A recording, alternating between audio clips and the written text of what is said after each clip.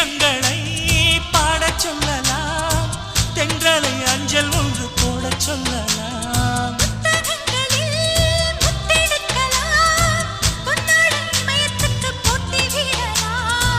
பூமிக்கு பொட்டு வைத்து பார்க்கலாம் பார்க்கலாம் பூவுக்கும் ஆடை தைத்து போடலாமா